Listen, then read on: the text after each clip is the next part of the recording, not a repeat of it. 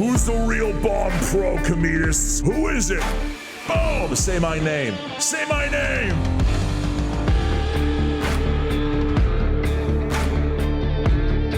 Hey guys, that's your Raid Shadow Legends. Welcome to the video. I'm glad to have you all here with me today, talking some Raid, sending some positive vibes, some love your way, especially if you need them out there today, guys.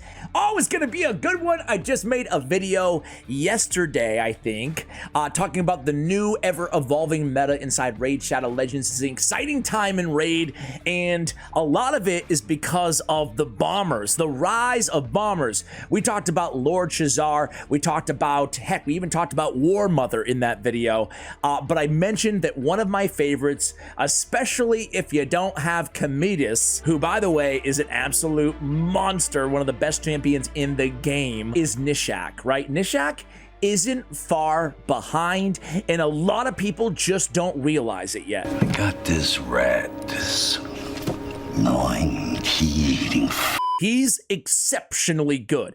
This is a very buff-heavy, it's a very stone skin heavy meta, and with Pinpoint and with Feral Gear, it gives us a lot of options. Moreover, Life Harvest, Intimidating Presence, there's a bunch of, even I'm seeing more Soul Reap, I'm seeing more Lightning Cage. There's a lot more options than just blindly going polymorph on everything like we were a few months ago. Moreover, people have started to shift away from polymorph on some champions. It's by far still the most popular out of every single blessing in the game, don't get me wrong, but we're seeing a little bit of a shift away that's given a lot of room for champions like Gnishak to absolutely shine. Now, bombs, as you know, can land on stone skin. It's one of the best ways to get rid of stone skin champions with the extra damage as well. He's got the bomb for 2 turns. With the extra turn, he comes back around, he decreases the duration of those bombs, and boom, everybody takes a turn and dies. That's why Gnishak is so freaking good. Gnishak has the 1-turn bomb and the double AoE. Now, I've always liked good old Gnishak in just wave content, right? He's a great nuker. The bombs are awesome. I mean, look I'll show some gameplay right now, him fighting Bommel while I talk to you about how great he is, right? Him against Bommel, I mean, he's the best champion in the game for my money against Bommel. Obviously, you could talk about, like, I don't know, maybe a Lady Annabelle or something like that. She's like my favorite cheese Bommel champion in the entire game. Like literally can solo with ease against Bommel, which is amazing. But if you want a fast Bommel run, look no further than Gnishak with some ally attackers. So unbelievably strong, as you guys can see on the screen right now. But he's really good in the arena as well, now better than ever. So I'm gonna show you my Gnishak Verminlord. Here he is. We have him in a 4-piece Pinpoint. Gives the wearer an intercept stack to the top of each round. You guys know what Pinpoint is. Sure, definitely, yes. Pinpoint is so good on him because we want speed, we want accuracy, and we want attack. I have him in a 1-piece Feral. That's good for 40 freaking accuracy. Look at what I had on my account. I had a 80% attack Feral gauntlets, and it was perfect because we have 9 artifact pieces, and I have them in, well, you can see Stone Skin and Pinpoint, so I had 1 extra slot, and I found this bad boy. Sure, the stats are great. It's a great gauntlets, honestly. I mean, attack percentage is something I only use on bombers anyway, so it's very niche. But with the speed there, the double attack, and the 40 accuracy of a 1 piece, are you kidding me? Hell yeah. Hell yeah. All right, and of course, we have him in Stone Skin. So my man has Stone Skin protection, he's got the double protection of the Pinpoint, and then he has 1 little Feral piece too. I love this build. Now the stats are good, but they're not maybe what you'd expect for super endgame because, well, we had Crucian on and he said something that really resonated with me. Right now in the meta, in the arena, it's set over stat in the end game. I want to be specific there. In the early game, stat over set, meaning that you want to focus on the stats, the fundamentals on all your champion builds. But in the end game, you really want to try to get some of these OP sets, even if it means a big stat sacrifice on your champions. So that being said, these stats actually are really solid, to be fair. 77 on the 100 on the attack, 270 on the speed, 436 on the accuracy is a little low, I'm not gonna lie. So those gauntlets, man, they actually helped a lot with that 40 accuracy that I got there. I do have Eagle Eye as well, so I was like, maybe I can pick something else out there. I am 3-star Awakened. I have him +1 empowered, okay? I have Life Harvest as a blessing on him. All right, guys, let's go into the arena. What do you say? Do some Gnishak. I'm recording this a few days in advance here. Nothing's going to change in a few days. I am in the arena. The one thing you got to be careful about on Gnishak, so last day of the season, I'm number 60 right now. The one thing you really got to be careful of is, well, you're seeing it in literally every single one of these teams. Marichka is as popular as she's ever been in the entire game, right? And we're seeing Marichka use a lot without Taurus as well. Marichka is a strong, independent woman. She's so good. And we can't attack Marichka teams. I mean, we can, but you really have to have a mitigating factor on your team to respond, buff remover, and make sure those turn orders are correct and all that stuff. But she's immediately going to place the block damage as soon as we get the bombs up there, so we definitely have to have a solution to that. We just don't even want to bother with Marichka teams. And of course, in the end game, they're absolutely everywhere. So let's go against a non-Marichka team, if we can find one. I wasn't even prepared for it to be like literally every team. Let's go speed here, guys. So I have an Arbiter squad all ready to go. I'm going to go ahead and put in... The cool thing about Gnishak is he pairs well with obviously any increased attack champion. Here he is. Increased attack is great. Lazarius we don't even really need on this team. I mean, he's always great. He brings increased attack as well, so it's a bit redundant to have 2 of those. So I like having a lockout champion. I also like having an increase accuracy champion, especially given the build that we have. We talked about it. Stat over set, that's fantastic, but what if we can't get the stats that we need to compete with wherever we are in the game? So let me find an increased accuracy champion to put on this squad. I'll be right back. Okay, guys, I just realized I didn't even show you the stats on all the rest of the gear. Attack, attack, attack, attack. Speed, HP, would rather have attack there. Need to go farm some more chaos, or some more, chaos. We have attack with accuracy on the banner. Did I farm any? Do I have? Okay, good. We'll get a little bit extra accuracy here. We could absolutely use it there. So attack with accuracy. We have attack with crit damage. We have attack with attack on the ring. So now you guys know what I have. Who are we going to have on the same team? Who's going to be our increased accuracy champion? Well, I'll give you a million guesses. You're never going to guess. It's going to be Klodd, who I'm not putting in here just to be like a funny little epic add-on here. I'm actually bringing him on because he'll really help the team. I put him in Stone Skin and Speed.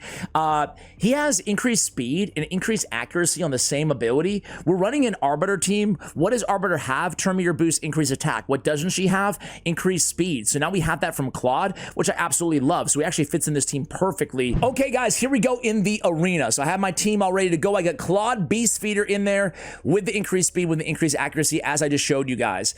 Let's go. What do we want to be careful of with this strategy? I want to be very clear out the gate here. Marichka teams, right? Odin teams can be a pain. A lot of teams, a lot of cleansers, right? These are the things that we want to be cognizant of. This is a strategy that everybody should use if you have Gnishak, but it doesn't mean you should use it every battle, right? Pick it, choose it when it makes sense for you. So we go in there, we land on the Stone Skin, as I mentioned, and it's game over. They're all just gonna drop. Let the bodies hit the floor, right? I wish we didn't have no copyright because we would play that right now. Boom, boom, boom, boom. Let the bodies hit the floor.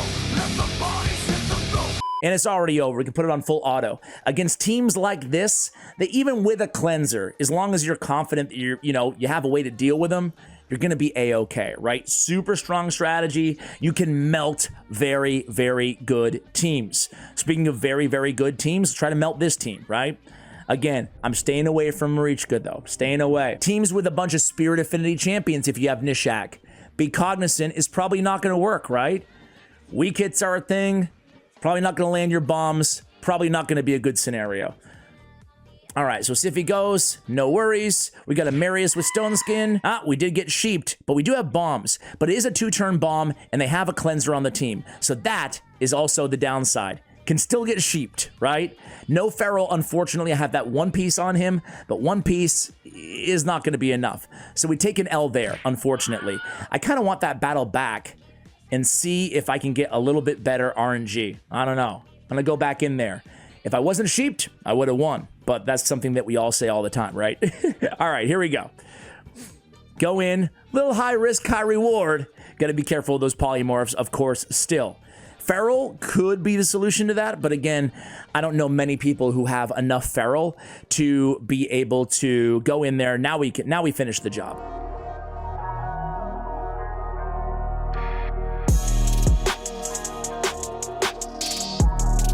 Now we get our revenge. Enough feral to really block the sheep there, to really run somebody all out feral. But there we go. That's more like it. That's more like it, Gnishak. And again, this is super good team, super good meta team. Gnishak and Klodd Beast Feeder. Always gotta be careful with that last name of his. Gets the job done. Okay, guys, found another team down here. Let's go against them. See what we can do here. They have a Laz. They have a Siffy as well.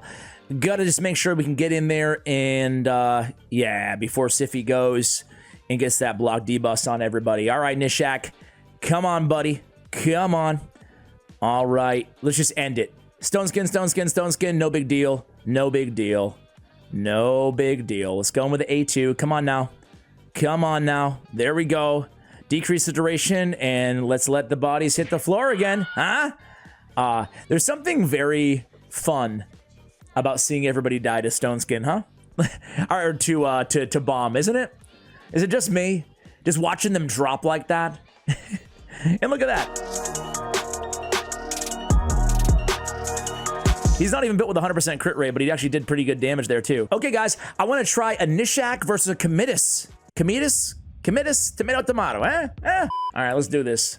Come on, come on, come on. Oh, yeah. All right, let's go in there. Oh, fantastic. Got to resist there. Doesn't matter. We're good. As long as we can get in there right now. Oh, yeah. Oh, gosh. Who's the real bomb pro, Comitus? Who is it? Boom! Say my name. Say my name. Oh, shit. All right. Okay, I'm a little bit too excited here, huh? Look at that. Let the bodies hit the flow. Let the bodies hit the flow.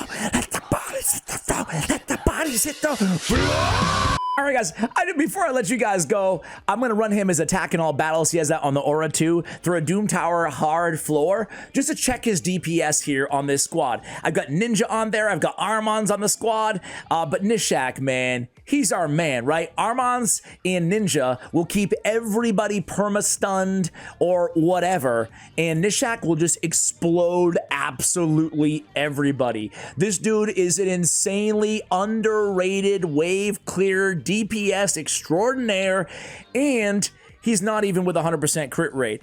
As I mentioned before, this guy can actually nuke. Let me pull up his multipliers. So as he absolutely decimates the second wave, guys, by the way, hellhades.com gives the rat a 4.5. I agree. I totally agree. Look at all the areas you can use this dude. He's insane. He's really insane. An arena of 4, arena of 5. He's got a 1.2 attack multiplier on his A1. He's got a 4.6 on his A2 and a 4.5 on his A3. And by the way, his bombs deal extra damage when the enemies are basically bosses, over 200k HP. Come on, man. Gnishak is built different. I'm gonna show you his damage at the end of this run. I'll be right back. All right, guys, everybody just exploded. Oh, no auto run, no auto run. Oh, look at my man Gnishak. Look at my man Gnishak. I mean, obviously he's doing so much damage, but man, even putting like Ninja to shame there, and I've got Ninja in really good gear too, but man, I mean, Gnishak he's hogging it. He's hogging everything. Bombs and poisons, oh, by the way, we're replacing the bombs, and damage from his AoEs. He's a beast, guys. Hopefully I've convinced some of you guys out there to start using Gnishak more on your account if you're not using him already. I use this big rat everywhere. I hope this Christmas fusion is as good as Gnishak was, because he really did change the game, being an accessible and just one of the absolute best bombers out there in all of Raid. Thank you for watching till the end. Much love, and as always, take care, guys.